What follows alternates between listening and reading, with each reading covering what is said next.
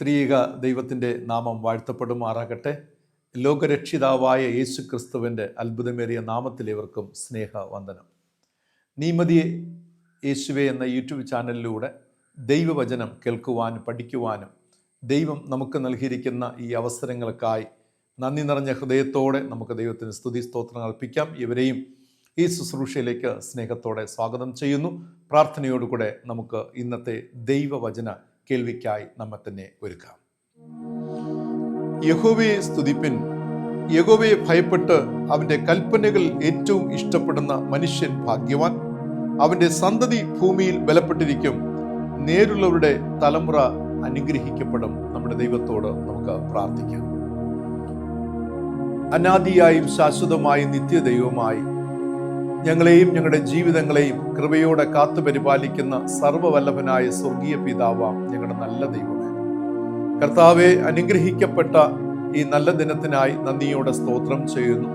ഒരു പുതിയ മാസത്തിന്റെ ആദ്യ ദിനം ഞായറാഴ്ച കർത്താവിനെ ആരാധിക്കുവാനും മഹത്വപ്പെടുത്തുവാനും ദൈവ വചനം കേൾക്കുവാനും ഈ ആയുസ്സിൽ കർത്താവ് ഞങ്ങൾക്ക് നൽകിയിരിക്കുന്ന ഭാഗ്യത്തെ ഓർത്ത് ഞങ്ങൾ അങ്ങേ സ്തുതിക്കുന്നു, സ്തോത്രം ചെയ്യുന്നു. നന്ദിയപ്പ, അവിടുത്തെ എല്ലാവിധമായ അനുഗ്രഹങ്ങൾക്കായി, സ്നേഹത്തിനായി, കരുതലിനായി ഞങ്ങളങ്ങേ വാഴ്ത്തുന്നു, സ്തുതിക്കുന്നു, സ്തോത്രം ചെയ്യുന്നു.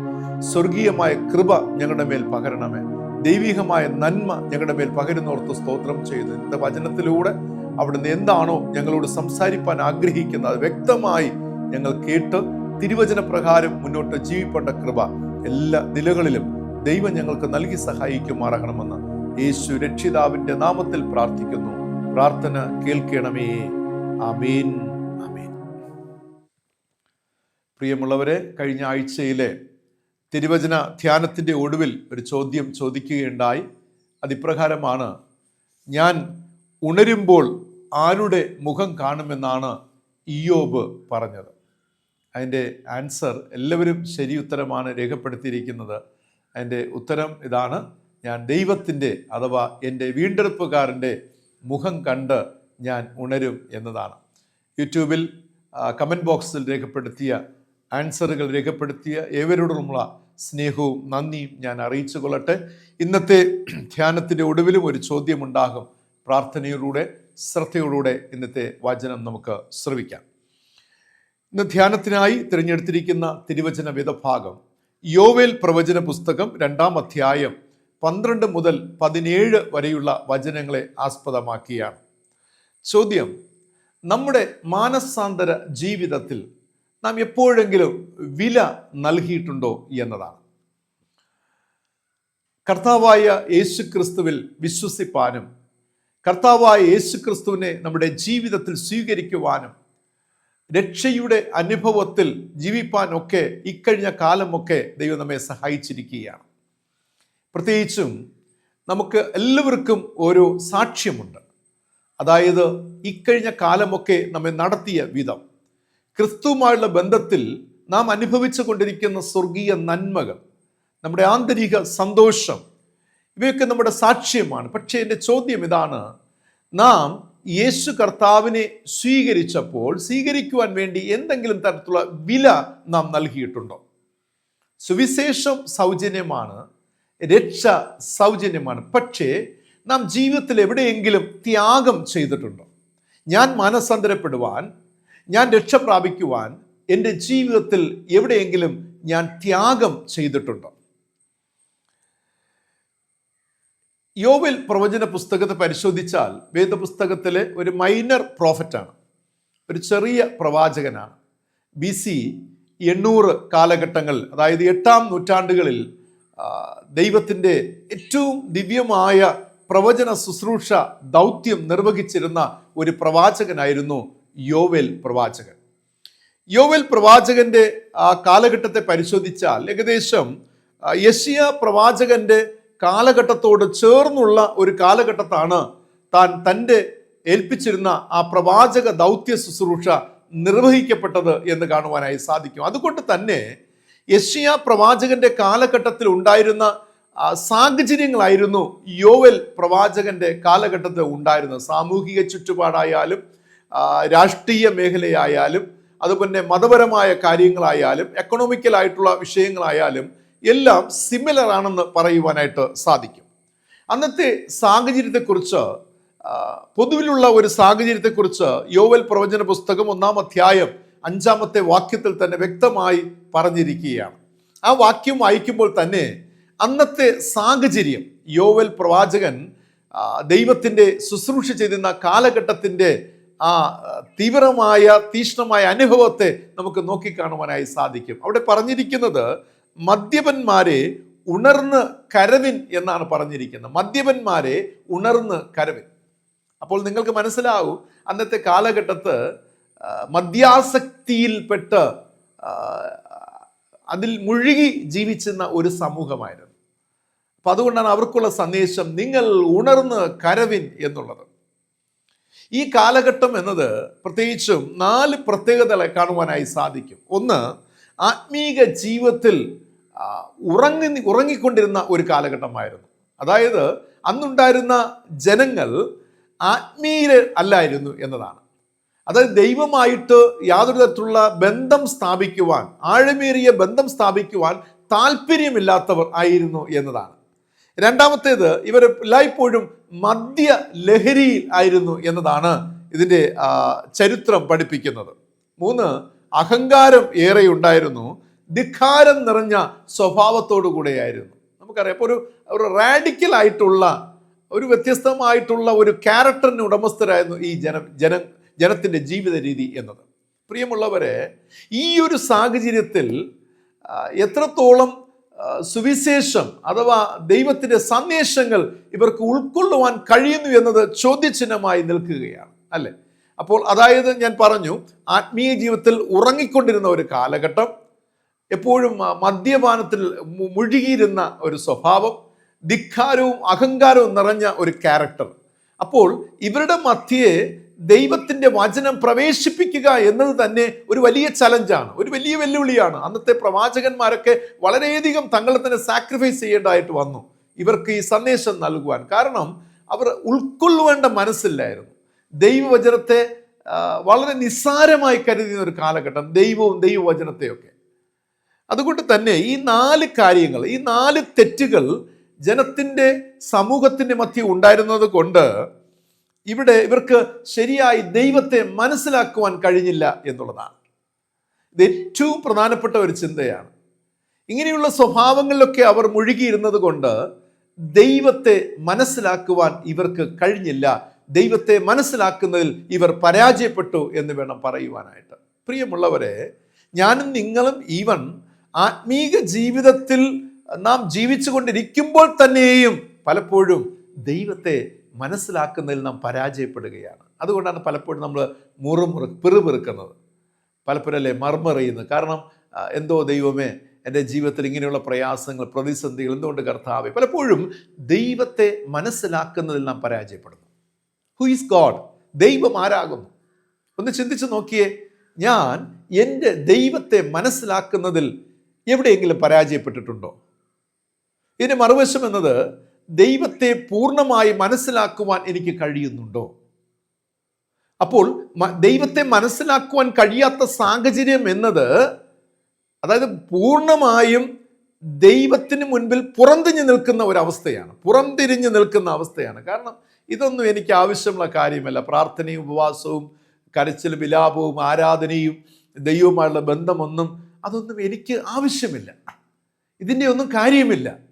എന്തിനാണ് ഇതൊക്കെ ചെയ്യുന്നത് എന്നുള്ള ഒരു തത്വത്തിൽ നിലനിൽക്കുന്ന ഒരു അനുഭവമാണ്.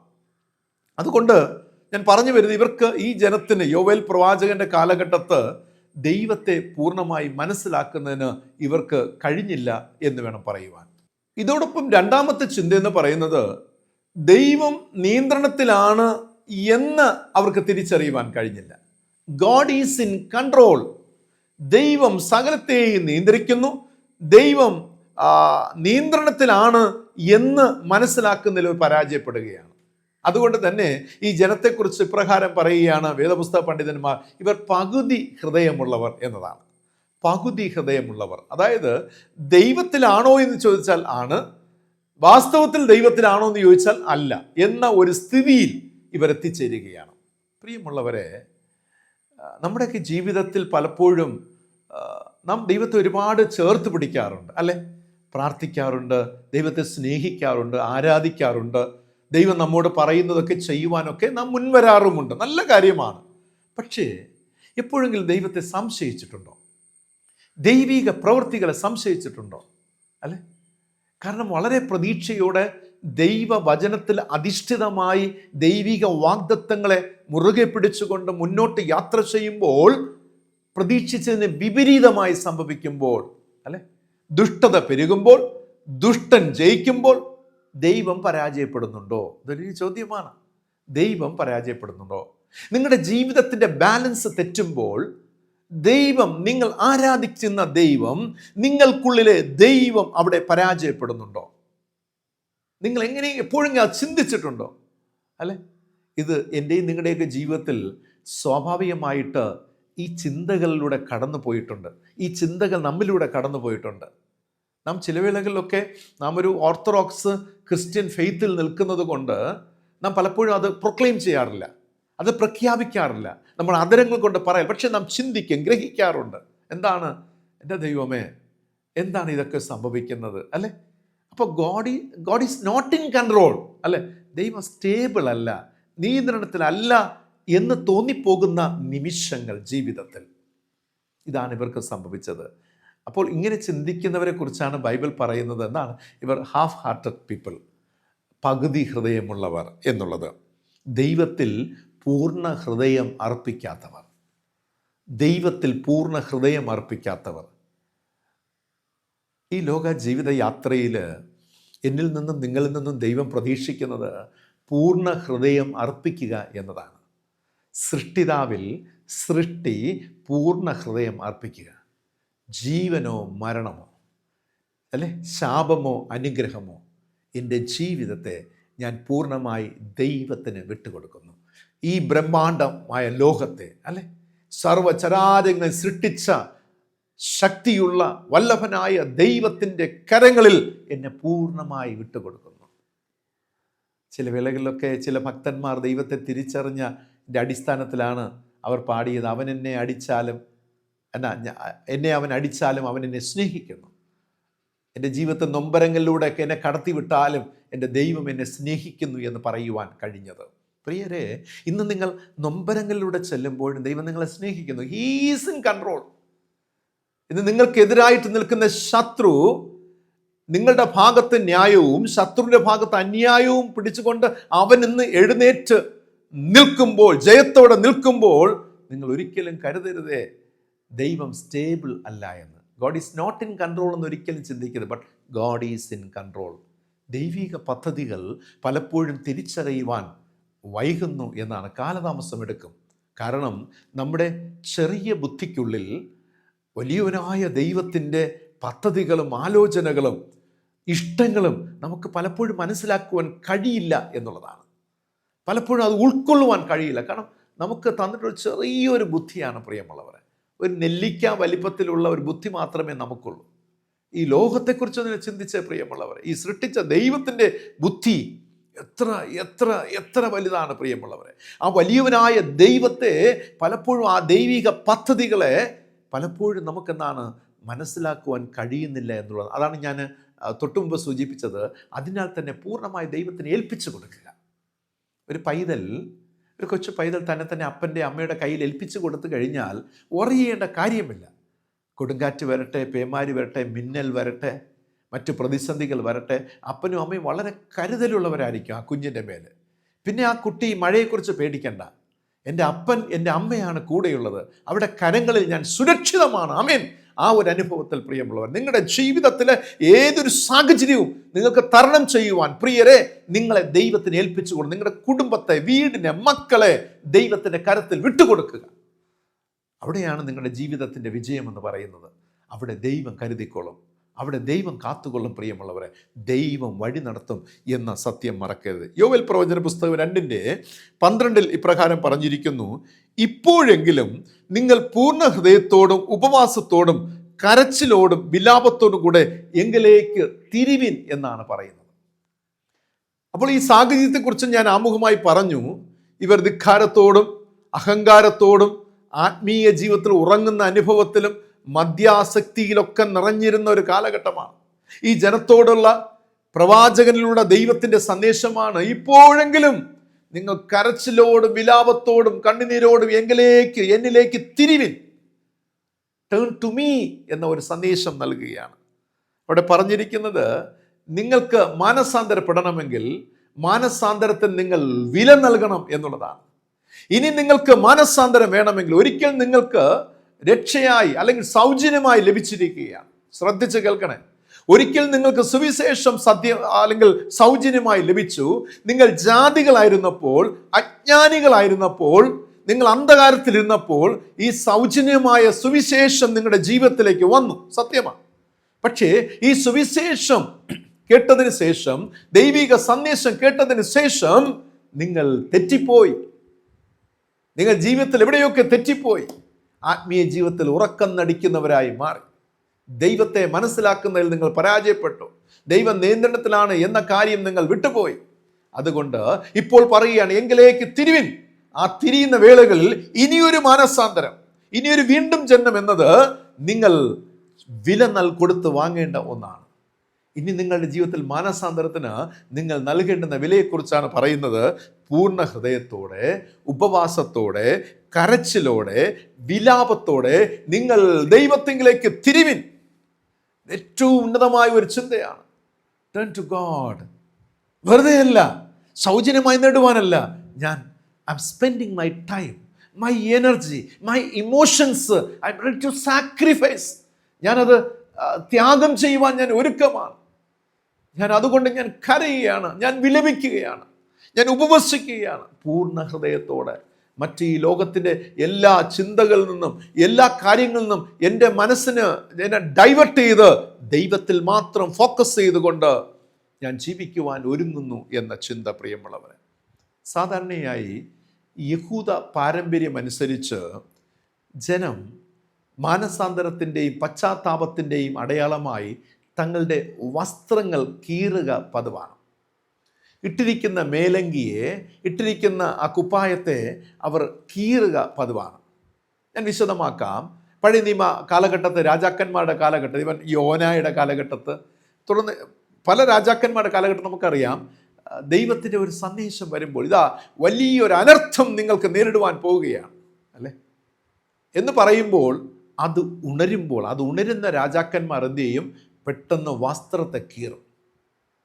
എന്നിട്ട് രട്ടെടുത്ത് വെണ്ണീരിൽ ചാമ്പലിൽ ഇരിക്കുന്ന ഒരു അനുഭവം ഒരുപാട് നാം ധ്യാനിച്ചിട്ടുണ്ട്, ഒരുപാട് വായിച്ചിട്ടുണ്ട് അല്ലെ. വസ്ത്രത്തെ കീറുക എന്ന ഒരു ചിത്രമാണ്. അപ്പോൾ ഇത് പഴയ നിയമത്തിൻ്റെ യഹൂദ ഒരു പാരമ്പര്യമാണ്. അപ്പോൾ പുറമേ നിന്ന് നോക്കുന്ന ആളുകൾക്കിത് നല്ല പ്രവൃത്തിയായി തോന്നും. ഓ, ഈ മനുഷ്യന് പശ്ചാത്താപം വന്നു. മദ്യപിച്ചു കൊണ്ടിരിക്കുന്നവൻ, ദോഷം പ്രവർത്തിക്കുന്നവൻ, പള്ളിയിൽ പോകാത്തവൻ, ഒരു ദിവസം അവൻ അപ്രതീക്ഷിതമായി ദൈവാലയത്തിൽ കയറി വരികയാണ്. ഇതുവരെ വരാത്തവൻ ദൈവാലയത്തിൽ വന്ന് അവൻ മുൻപിൽ വന്ന് മുട്ടുകുത്തുകയാണ്, കൈകൂപ്പുകയാണ്. നിങ്ങൾ എന്ത് അവനെക്കുറിച്ച് പറയും, അവളെക്കുറിച്ച് പറയും? നാം സ്വാഭാവികമായിട്ട് ചിന്തിക്കും, ഈ മനുഷ്യന് എന്തോ ഒരു മാറ്റം വന്നിട്ടുണ്ട് അല്ലെ. അവൻ്റെ ഔട്ട്വാർഡ് ഡീഡ്സ്, അവൻ്റെ പുറമേയുള്ള പ്രവൃത്തികൾ കണ്ട് നാം ഒരു നിഗമനത്തിലെത്തുകയാണ്, ഇവൻ്റെ ജീവിതത്തിൽ എന്തോ ഒരു മാറ്റം വന്നിട്ടുണ്ട്. മാറ്റത്തിൻ്റെ, മാനസാന്തരത്തിൻ്റെ ഭൗതിക അടയാളമാണ് ഈ കാണുന്നത്. ഇത് തന്നെയാണ് അന്നത്തെ കാലഘട്ടത്തിൽ ഉണ്ടായിരുന്നത്. വസ്ത്രം കീറുമ്പോൾ എല്ലാവരും അലട്ടാം, എന്തോ ഒരു മാറ്റം വരിയാൻ പോയി, അവൻ്റെ ജീവിതത്തിൽ എന്തോ ഒരു മാറ്റം സംഭവിക്കുന്നു എന്നാണ്. പുറമേ നിന്ന് നോക്കുന്നവർക്ക് നല്ല പ്രവൃത്തിയായി തോന്നും. പക്ഷേ വേദപുസ്തകത്തിൽ യോവേൽ പ്രവാചകനിലൂടെ ദൈവം പറയുന്നത്, മനുഷ്യൻ നിങ്ങളുടെ മുഖത്തെ നോക്കുമ്പോൾ ഞാനോ യഹോവയായ ഞാൻ നിന്റെ അകം കാണുന്നു, നിന്റെ അകത്തെ മനുഷ്യനെ കാണുന്നു, നിന്റെ ആന്തരികമായ ജീവിതത്തെ ഞാൻ കാണുകയാണ്. ദൈവമോ നിന്റെ അകത്തെ അത്രേ നോക്കുന്നത്. നമ്മുടെ അകം നോക്കിയാണ് ദൈവം നമ്മെ ന്യായം വിധിക്കുന്നത്. ഒരിക്കലും മറന്നു പോകരുത്. ദൈവം നോക്കുന്നത് നമ്മുടെ അകത്തെ മനുഷ്യനാണ്, നമ്മൾ ആന്തരികമായ ജീവിതത്തെയാണ്. മനുഷ്യർക്ക് പുറമേയുള്ള നോക്കിക്കാണാം. ഞാനിന്ന് ഒരു വെള്ള വസ്ത്രം ധരിച്ചിരിക്കുകയാണ് അല്ലേ, കാണുമ്പോൾ വളരെ ശുദ്ധ വെള്ളയായിട്ട് തോന്നും. പക്ഷേ ദൈവം നോക്കുന്ന ഈ വസ്ത്രത്തെയല്ല, എൻ്റെ ഹൃദയത്തെ, എൻ്റെ ഡെഡിക്കേഷൻ, എൻ്റെ ആത്മീക ജീവിതം, എൻ്റെ ദൈനംദിന ജീവിതത്തിലുള്ള വിശുദ്ധി, വിശ്വസ്തത, വിശ്വാസം, വിനയം, വിവേകം, ഇവയൊക്കെയാ പരിശുദ്ധവാനായ ദൈവം നോക്കുന്നത്, നോക്കിക്കാണുവാൻ ആഗ്രഹിക്കുന്നത് പ്രിയമുള്ളവർ. അതായത് പുറമേ നിന്ന് നോക്കുമ്പോൾ പ്രാർത്ഥനകളും ആരാധനകളും വേദപുസ്തക ധ്യാനങ്ങളും യോഗങ്ങളുമായിട്ട് നിറഞ്ഞ ഒരു ജീവിതം, ചില വേളകളിൽ ഉപവാസങ്ങളുമായിട്ടൊക്കെ നിറഞ്ഞ ഒരു ജീവിതം, നോമ്പ്, വലിയ സ്ഥാനമാനങ്ങൾ, ക്രൈസ്തവ പ്രസ്ഥാനങ്ങൾ വലിയ സ്ഥാനമാനങ്ങൾ അലങ്കരിച്ചുകൊണ്ട് അങ്ങനെ ഒരു സെറ്റിങ്സിൽ പോകുന്ന ഒരു ജീവിതം. എന്നാൽ അഹമേയോ ബൈബിൾ പറയുന്നത് അന്യായ ബന്ധനങ്ങൾ, നുഖത്തിൻ്റെ അമിക്കയറുകൾ, മറ്റുള്ളവരെ പീഡിപ്പിക്കുന്ന അനുഭവങ്ങൾ, മാനസാന്തരമില്ലാത്ത അനുഭവങ്ങൾ. ഈ അനുഭവങ്ങളെ നോക്കിയാണ് ഇന്നത്തെ ഏറ്റവും കാതലായ വേദപുസ്തകത്തിലെ ഒരു ചിന്ത ഞാൻ നിങ്ങളോട് പങ്കിടുവാൻ ആഗ്രഹിക്കുന്നത്. യോവേൽ പ്രവചന പുസ്തകം 2-ാം അധ്യായം 13-ാമത്തെ വാക്യത്തിൽ ഇപ്രകാരം പറയുന്നു: വസ്ത്രങ്ങളെയല്ല ഹൃദയങ്ങളെ തന്നെ കീറി നിങ്ങളുടെ ദൈവമായ യഹോവയുടെ അടുക്കലേക്ക് തിരിവിൻ. ആമേൻ. വസ്ത്രങ്ങളെയല്ല, നിങ്ങളുടെ ഹൃദയങ്ങളെ തന്നെ കീറി യഹോവയായ ദൈവത്തിങ്കിലേക്ക് തിരിവിൻ എന്ന് പറഞ്ഞിരിക്കുകയാണ്. Turn to God by torn your heart. പശ്ചാത്താപത്തിന്റെ വില, മാനസാന്തരത്തിന്റെ വില വസ്ത്രം കീറുന്നതല്ല, നിങ്ങളുടെ ഹൃദയത്തെ തന്നെ കീറുവിൻ. Real repentance it must taken place within your heart, depth of your heart. നിങ്ങളുടെ ഹൃദയത്തിന്റെ ആഴത്തട്ടിൽ ഒരു കീറൽ, ഒരു വിള്ളൽ ഉണ്ടാകണം.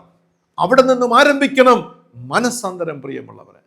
പുറമേയുള്ള ചേഷ്ടകളല്ല, പുറമേയുള്ള നാട്യമല്ല, അഭിനയങ്ങളല്ല, പുറമേയുള്ള ഭക്തിസാന്ദ്രമായ ജീവിതമല്ല. ദൈവം നോക്കിക്കാണുന്നത് നിന്റെ ഉള്ളറകളെയാകുന്നു. എൻ്റെയും നിങ്ങളുടെ ഉള്ളറകളെ നോക്കിക്കാണുകയാണ്. അവിടെയാണ് ഒരു റിയൽ റിലേഷൻഷിപ്പിന് തുടക്കം കുറിക്കുന്നത്. ഞാനും എൻ്റെ ദൈവവുമായിട്ടുള്ള ഒരു യഥാർത്ഥ ബന്ധത്തിന് തുടക്കം കുറിക്കുന്നത് അവിടെ നിന്നുമാണ് പ്രിയമുള്ളവരെ. ബേസിക് എന്ന് പറയുന്ന from the bottom of heart, അവിടെയാണ് നാം കീറേണ്ടുന്നത്. തികച്ചും ബാഹ്യമായ പ്രകടനങ്ങളെ ദൈവം വെറുക്കുകയാണ്. ആന്തരികമായ മാറ്റങ്ങളെ ദൈവം സ്നേഹിക്കുന്നു, തന്നോട് ചോർത്ത് പിടിക്കുന്നു. എനിക്കോ നിങ്ങൾക്കോ ആന്തരികമായ മാറ്റം ഉണ്ടാകുന്നു എങ്കിൽ, ദൈവവചനം കേട്ട് എന്നിൽ നിങ്ങൾക്കുള്ളിൽ ഒരു പരിവർത്തനം ഉണ്ടാകുന്നു എങ്കിൽ, എന്നെയും നിങ്ങളെ ദൈവം ചേർത്ത് പിടിക്കും. ആമേൻ. എത്ര ഹൃദ്യമായ അനുഭവം പ്രിയമുള്ളവരെ. എന്നെയും നിങ്ങളെയും ചേർത്ത് പിടിക്കുന്ന ഒരു ദൈവം, സർവശക്തനായ ദൈവം, മാറ്റമില്ലാത്ത ദൈവം, മറക്കാത്ത, കരുതുന്ന, സ്നേഹിക്കുന്ന, വഴി നടത്തുന്ന ദൈവം പ്രിയമുള്ളവരെ. ആ ദൈവം നമ്മോട് കൂടെ ഉണ്ടാകും. അതുകൊണ്ട് വസ്ത്രങ്ങളെയല്ല ഹൃദയങ്ങളെ തന്നെ കീറുവാൻ ദൈവാത്മാവ് ആഹ്വാനം ചെയ്യുന്നത്.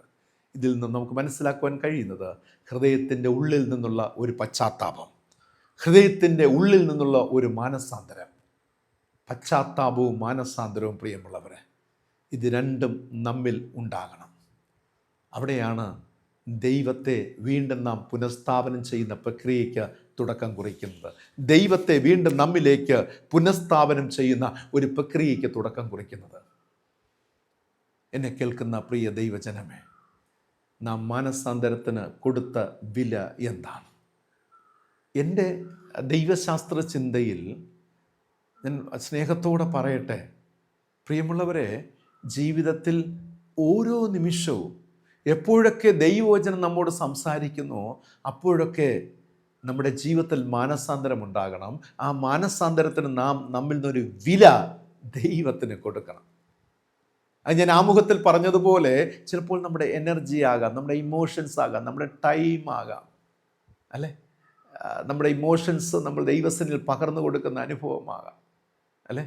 കരച്ചിലോടും വിലാപത്തോടും ഉപവാസത്തോടും പൂർണ്ണ ഹൃദയത്തോടും ദൈവത്തിൻ്റെ സന്നിധിയോളം ചെന്ന്, അല്ലെ ചില വേളകൾക്ക് അലമുറയിട്ട് കരഞ്ഞ് വാതിലടച്ച് വീട്ടിനുള്ളിൽ നിന്ന് അപ്പാ എന്നെ സഹായിക്കണമേ, എന്നെ നയിക്കണമേ, എന്നെ നടത്തണമേ, എന്നിലെ ഈ ദോഷ ചിന്തകളെ അപ്പാ നീക്കി എൻ്റെ ഹൃദയത്തെ ആ ടോൺ ചെയ്യുന്ന അനുഭവം. ആമേൻ. ഹൃദയത്തെ കീറുക എന്നത് അതാണ് പ്രിയമുള്ളവർ. അലമുറയിട്ട് മുട്ടിൻവേൽന്നുകൊണ്ട് ദൈവത്തോട് പ്രാർത്ഥിക്കണം, കർത്താവേ എന്നെ സഹായിക്കണമേ, എന്നെ സഹായിക്കണമേ, എൻ്റെ ഈ പാപപ്രവൃത്തികളിൽ നിന്ന് ഞാൻ വിടുതൽ പ്രാപിക്കുവാൻ ആഗ്രഹിക്കുന്നു, കർത്താവേ എന്നെ സഹായിക്കണം എന്ന് ഹൃദയം പൊട്ടി ഹൃദയം നുറുക്കത്തോടെ ദൈവത്തോട് നീ പ്രാർത്ഥിക്കുമ്പോഴുണ്ടല്ലോ, നിന്നെ തന്നെ ഏൽപ്പിച്ചു കൊടുക്കുമ്പോഴുണ്ടല്ലോ, നിന്നെ സ്വീകരിപ്പാൻ ഇരുകരങ്ങൾ, ആണിപ്പഴുതേറ്റ ഇരുകരങ്ങൾ നിന്റെ അടുക്കിലേക്ക് നീട്ടുന്നത് നീ കാണും. ദർശനങ്ങളെ കാണും, പ്രവചനത്തിൻ്റെ ദൂതുകൾ നിനക്ക് കേൾക്കുവാൻ സാധിക്കും. ദൈവം നിന്നെ കൈവിടുകയില്ല. എല്ലാ കാലത്തും മാനസാന്തരപ്പെടുന്നവരെ, അനുതാപമുള്ളവരെ, പശ്ചാത്തപിക്കുന്നവരെ ദൈവം സ്നേഹിക്കുന്നു എന്ന് മനസ്സിലാക്കുക. അവരെ ദൈവം കൈവിടുകയില്ല, ചേർത്ത് പിടിക്കും. പ്രിയമുള്ളവരെ, ഓരോ പ്രാവശ്യവും നമ്മെ ദൈവവചനം കേൾപ്പിക്കുന്നത് എന്തുകൊണ്ടാണ്? ആരംഭകാലം തുടങ്ങി നമുക്കറിയാം, ബാത്കൂൾ പോലുള്ള അശ്വരീ പോലുള്ള ദൈവത്തിൻ്റെ സന്ദേശം ലോക ജനത്തെ കേൾപ്പിച്ച ഒരു ചരിത്രം വേദപുസ്തകത്തിലുണ്ട്. പ്രിയമുള്ളവരെ, ഇവനെൻ്റെ പ്രിയപുത്രന് ഇവന് ചെവി കൊടുപ്പിൻ. എത്ര അനുഗ്രഹീതമായ അനുഭവങ്ങൾ! അശ്വരീ പോലുള്ള ശബ്ദങ്ങൾ, ദൈവശബ്ദം ലോക ജനത്തെ കേൾപ്പിക്കുകയാണ്. അതിനുശേഷം നമുക്കറിയാം, തൻ്റെ ഏകജാതനായ പുത്രനിലൂടെ, യോഹന്നാൻ സ്നാപകനിലൂടെ, ശേഷം ശിഷ്യഗണത്തിലൂടെ, അപ്പോസ്തലന്മാരിലൂടെ, ആദിമസഭയിലൂടെ, ആധുനിക സഭയിലൂടെ ഇന്ന് ലോകത്തിന് ഈ സുവിശേഷം, മാനസാന്തരത്തിൻ്റെ സുവിശേഷം കേൾപ്പിക്കുകയാണ്.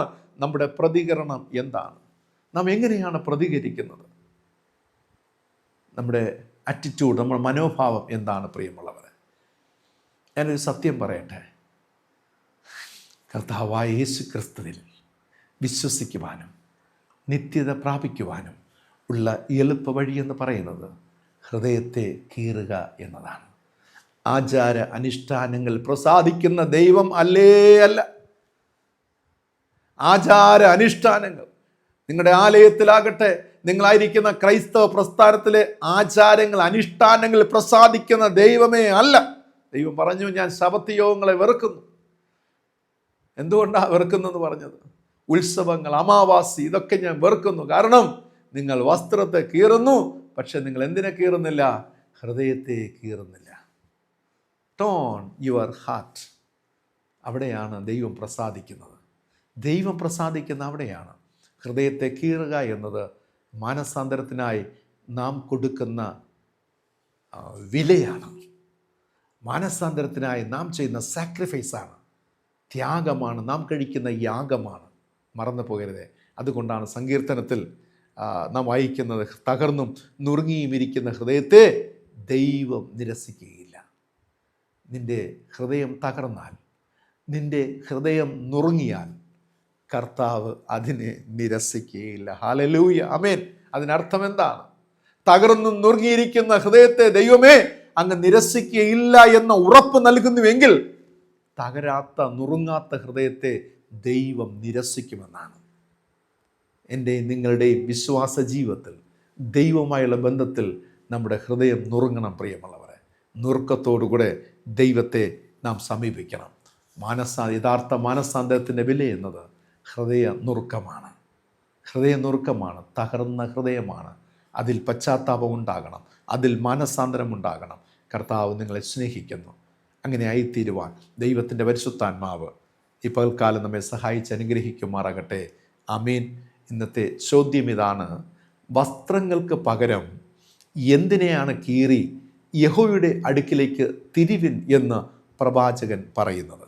വസ്ത്രങ്ങൾക്ക് പകരം എന്തിനെയാണ് കീറി യഹോവയിലേക്ക് തിരിവിൻ എന്ന് പ്രവാചകൻ പറയുന്നത്? നിങ്ങളുടെ ഉത്തരങ്ങൾ കമൻറ്റ് ബോക്സിൽ രേഖപ്പെടുത്തുക.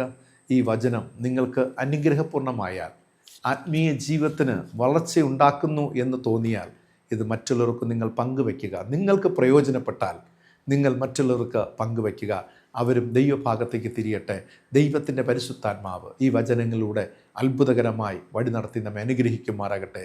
ആമീൻ. കണ്ണുകളടയ്ക്കാം, നമ്മുടെ ദൈവത്തോട് പ്രാർത്ഥിക്കാം.